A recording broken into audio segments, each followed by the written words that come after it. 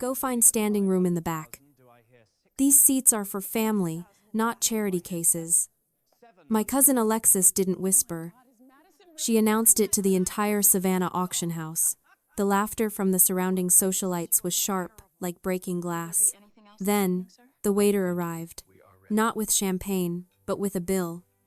$2,400.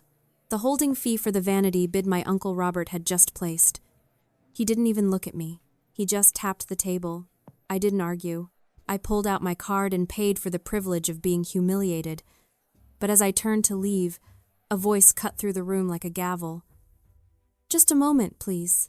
Before I tell you exactly how my great-aunt silenced the entire room, drop a comment and let me know where you're listening from and what time it is for you right now. I'd love to know who's part of our community. Turning back wasn't an option. Waiting for an apology that would never come was a waste of valuable time. I walked out of that auction house with my spine straight and my eyes dry. The heavy, wet heat of Savannah usually clings to you like a second skin, but that afternoon I felt nothing but a glacial chill. It wasn't sadness, it was clarity. I drove past my apartment. I didn't want to go home. I went to the only place that actually mattered in this equation. The firm. Uncle Robert's architecture firm. The one where my name wasn't on the door, but my fingerprints were on every single blueprint. The office was empty, silent, and smelling of lemon polish and stale ambition. I sat at my desk, the one pushed into the corner, away from the windows, and opened my laptop. The screen glowed, illuminating the only truth I had left. I navigated to the shared server. Project Meridian. The massive commercial development Uncle Robert needed to secure his investors. The one he couldn't design to save his life. I looked at the folder. It contained 6 months of my life. Late nights, skipped meals, the kind of detailed structural engineering that Robert couldn't even read, let alone create. I know what you're thinking. Why did I pay the bill? Why did I swipe my card for $2,400 when they had just spat in my face? It's a valid question, but unless you've lived it, you can't understand the invisible architecture of my life. For 20 years, I lived in a jail without bars. There were no locks on the doors, no guards in the hallway. But the walls were made of something stronger than steel: gratitude. We took you in when no one else wanted you. That was the mortar. You owe us for the air you breathe. That was the concrete. When you grow up in that kind of prison, you learn that compliance isn't a choice, it's survival. You learn that if you make yourself small enough, quiet enough, useful enough, maybe, just maybe, they won't remind you that you don't belong. Paying that bill wasn't submission. It was a habit. It was the muscle memory of a prisoner who still stands for count even after the cell door is open. But as I stared at the progress bar on my screen, I realized something. That $2,400 wasn't a fee. It was a severance package. It was the last penny I would ever pay for the rent on my own existence. I selected the entire Meridian directory. Right-click. Encrypt. I typed in a password. A random string of characters that didn't mean anything to anyone but me. I didn't save it. I didn't write it down. I watched the green progress bar turn red as the files locked down one by one. The architectural renderings, the CAD files, the structural analysis, all of it transformed from valuable intellectual property into useless digital noise. My phone buzzed. Aunt Sarah. Probably calling to scold me for leaving before the photo op. I didn't decline the call. I just turned the phone over. This wasn't a tantrum. It was an audit. They had extracted value from me for 2 decades, trading room and board for my soul. Today, the ledger was finally balanced. I closed the laptop.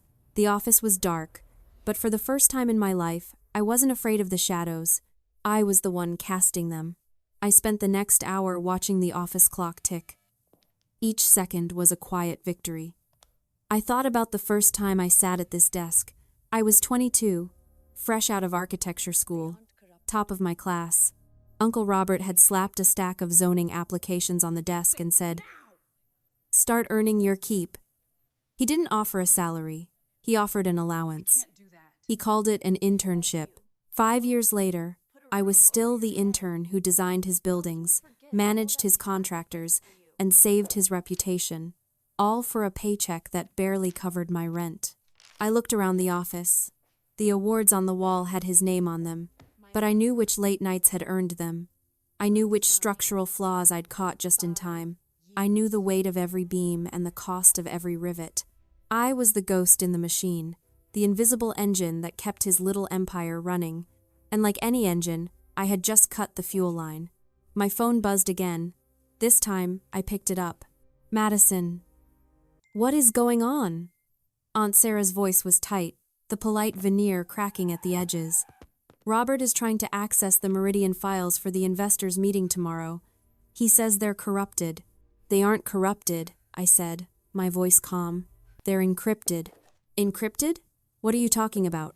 Fix it. Now. I can't do that, Aunt Sarah. Excuse me? Do you have any idea how important this meeting is? Robert needs those renderings. If he doesn't secure this funding... She trailed off, the threat implicit. We fed you. We clothed you when your parents died. We gave you a home when you had nothing. And this is how you repay us? By sabotaging your family? There it was. The debt. The eternal ledger. I'm not sabotaging anything, I said. I'm negotiating. I've been working here for 5 years, Aunt Sarah. I've designed 3 commercial centers, 2 residential complexes, and the new library downtown. And I'm still making less than the receptionist. This is about money? She scoffed, the sound sharp and incredulous. After everything we've done for you? We took you in, Madison. We raised you. That wasn't free. You think groceries are free? You think tuition is free? I paid my own tuition, I corrected her. And I've paid for my groceries since I was 16. But let's talk about what isn't free. My labor, my designs, my intellectual property. You say you raised me? Fine. Let's calculate the cost of room and board versus the market value of a senior architect's salary for 5 years. I've done the math.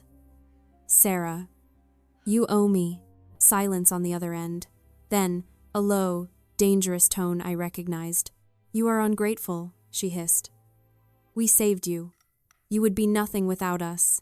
Just a sad little orphan with nowhere to go. And now you think you can hold us hostage?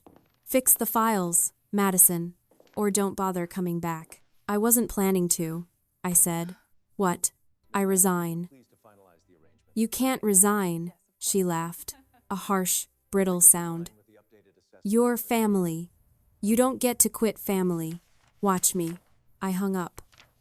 My hand was shaking, but not from fear. It was the adrenaline of finally saying the words out loud. You don't get to quit family. That was their trap. The idea that blood was a binding contract, that abuse was just the cost of admission. They had normalized cruelty until I thought it was love. They had convinced me that my value lay only in my utility, but the shackles were off now. And I wasn't just walking away. I was walking towards something. I packed my personal items into a single box, my father's drafting compass, a framed photo of my mother. My license. I left the company laptop on the desk, the encrypted drive glowing like a beacon. I walked out of the building and into the humid Savannah evening. The air felt thick, heavy with impending rain. I got into my car and drove, not to my apartment, but to the one place I knew I would find the truth. Great Aunt Elizabeth's estate stood on a hill overlooking the river, a grand old house that had seen generations rise and fall. She was the matriarch, the one person Uncle Robert feared. She was also the only one who had ever looked at me and seen me, not just a useful asset. I pulled into the driveway. The lights were on in the parlor. She was waiting. Great Aunt Elizabeth sat in her high-backed velvet chair, looking less like an elderly woman and more like a queen holding court. The air in her parlor smelled of lavender and old paper. She didn't offer me tea. She offered me a seat with a sharp nod.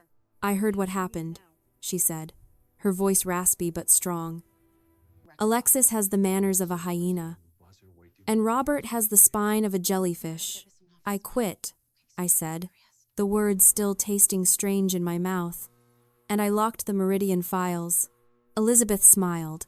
a slow, thin curving of her lips. Good. It's about time you grew some teeth, girl. I've been watching you let them walk all over you for years. I was beginning to wonder if you liked the footprints. I didn't have a choice. I defended myself. They were my family. They took me in. They took you in because they needed a servant, not a daughter. She corrected me sharply. And you let them because you were scared.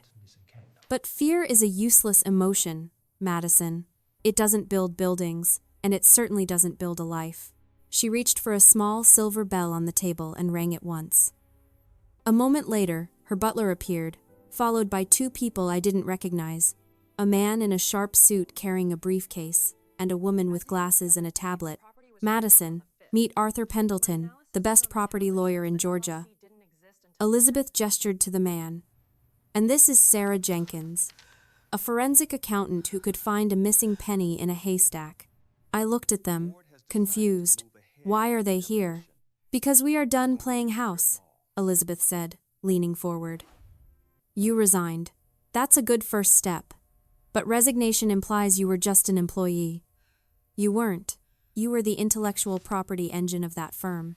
And now, we are going to make sure you get paid for it. Arthur opened his briefcase and slid a document across the table. This is a formal cease and desist order, he explained. It prohibits your uncle's firm from using any designs, renderings, or concepts created by you without express written permission and fair market compensation. Since you never signed an employment contract transferring your intellectual property rights, a significant oversight on your uncle's part, you own everything you created. Everything?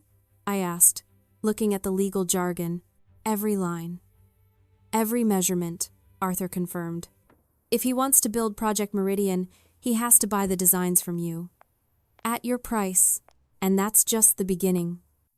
Sarah, the accountant chimed in. Elizabeth asked me to look into the family trust. The one your parents set up for you. The one your uncle claims was exhausted by your upbringing. My chest tightened. He said there wasn't much left.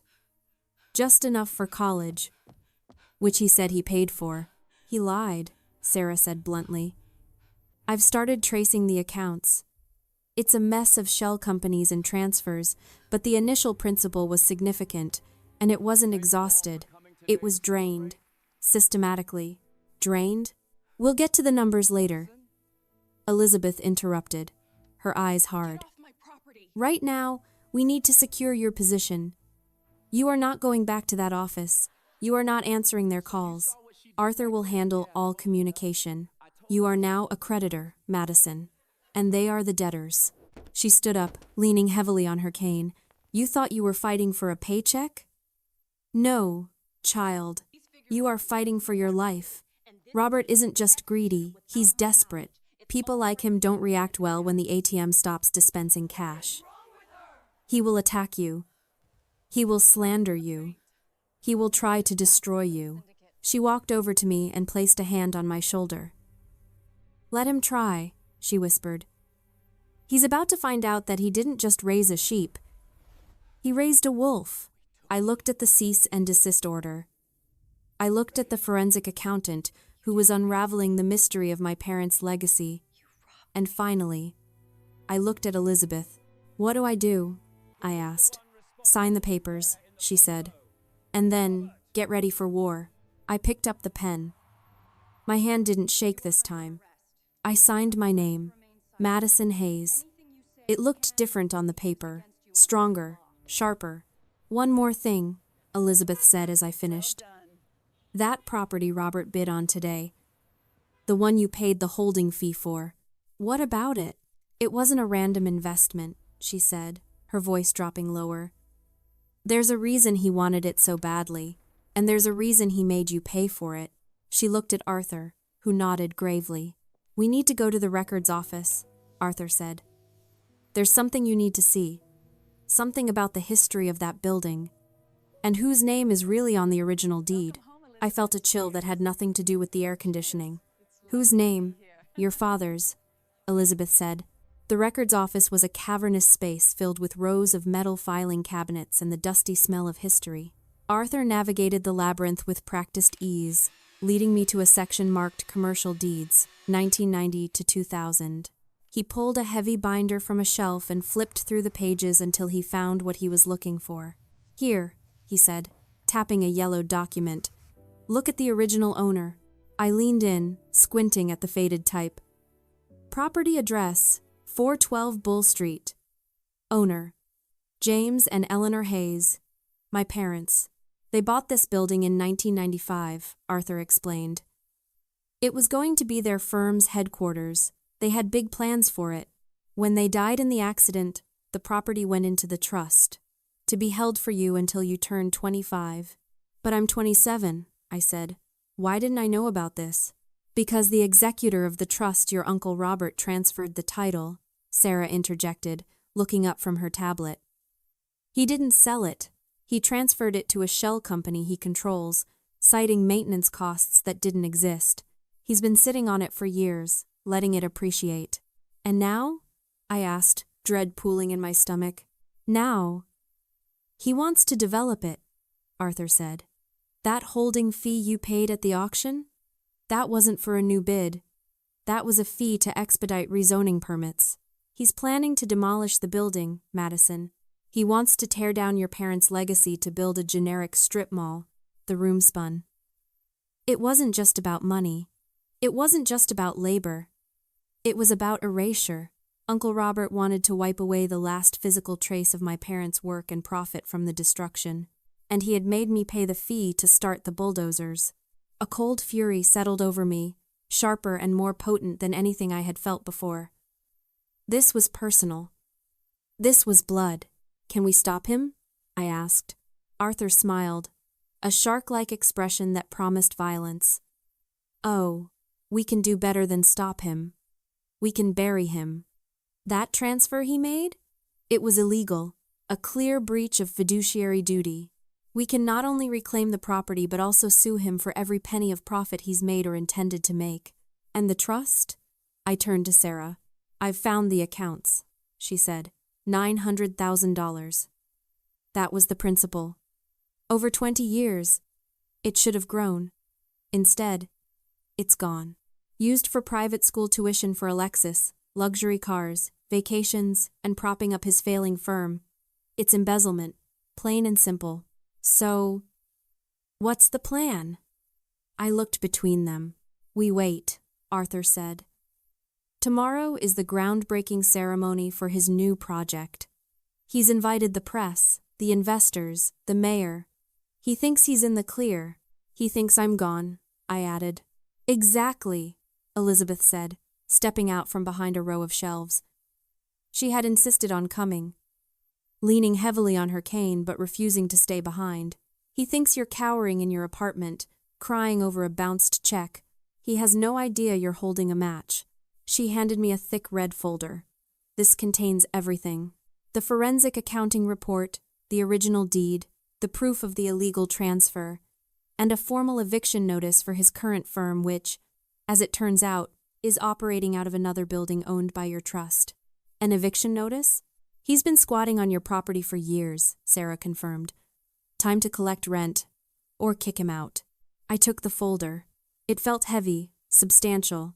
It felt like a weapon. Tomorrow, Elizabeth said, her eyes gleaming. You go to that ceremony.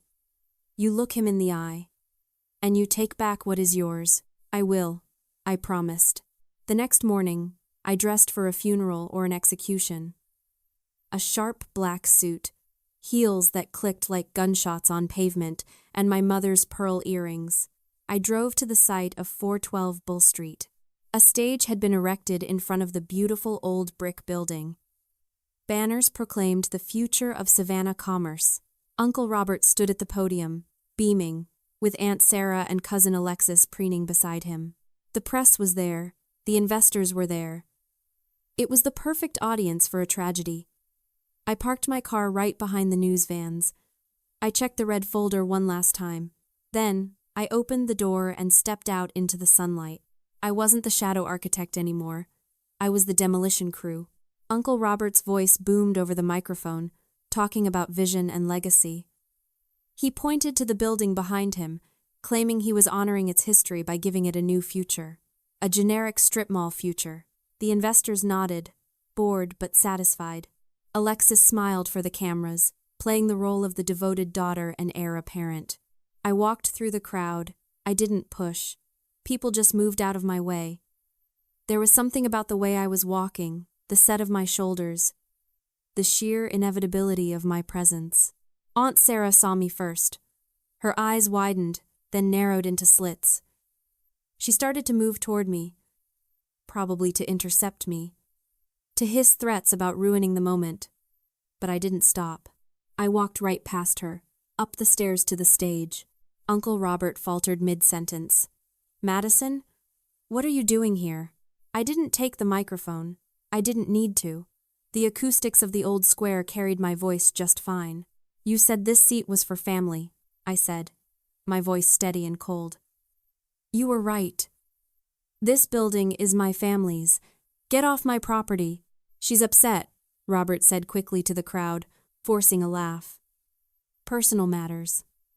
"Stress." "It's not stress, Robert. It's fraud," I countered, placing the red folder on the podium.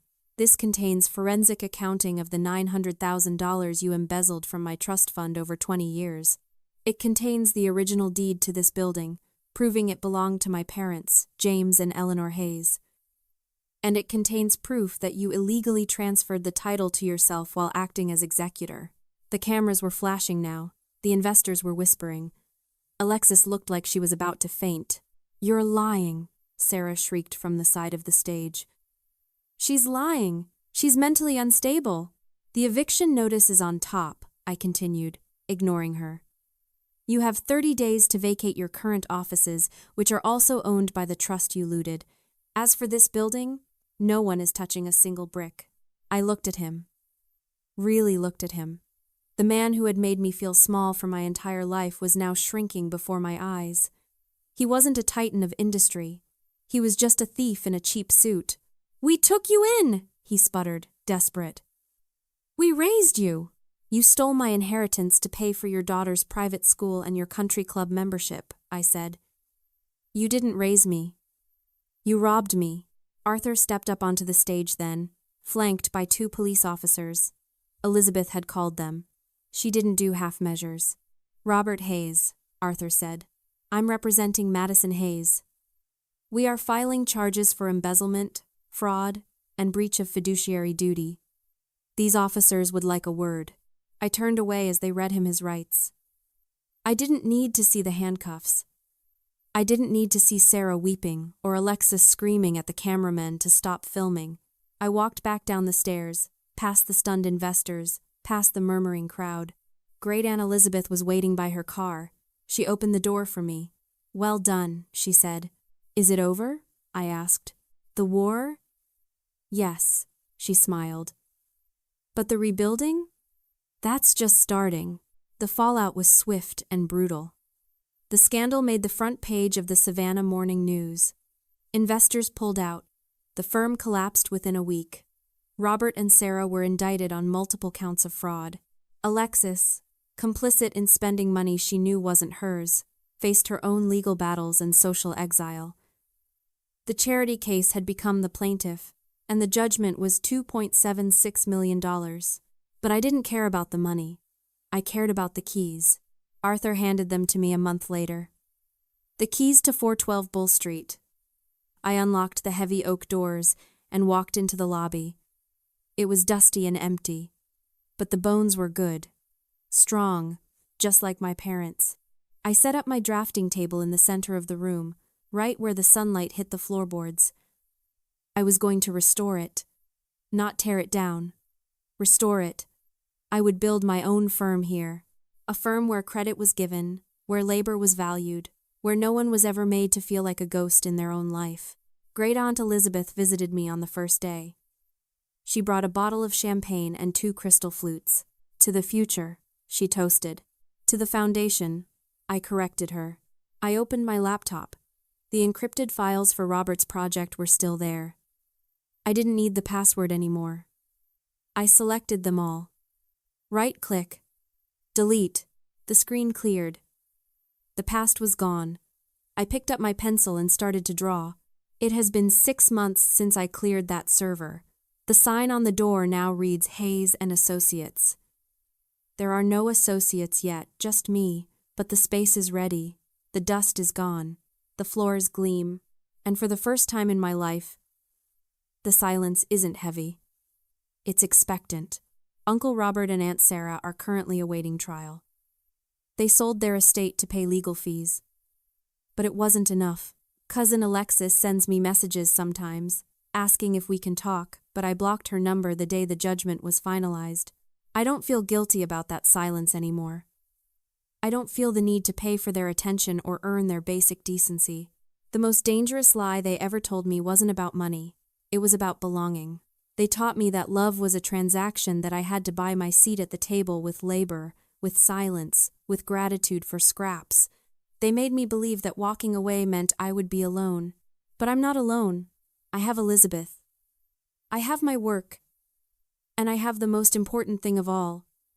I have myself. I want to speak directly to you now. To the person watching this who feels like a ghost in their own home. To the one who is always the first to apologize and the last to be thanked. To the one who feels like they are standing on the edge of their family, looking in through a window that never opens. I know you are tired. I know you are afraid that if you stop paying the price of admission, you will lose everything. You think that the coldness of their affection is better than the coldness of the world outside. I need you to listen to me. That fear is the prison they built for you. It isn't real. The moment you stop buying your own humiliation is the moment your real life begins. You are not a burden. You are not a charity case.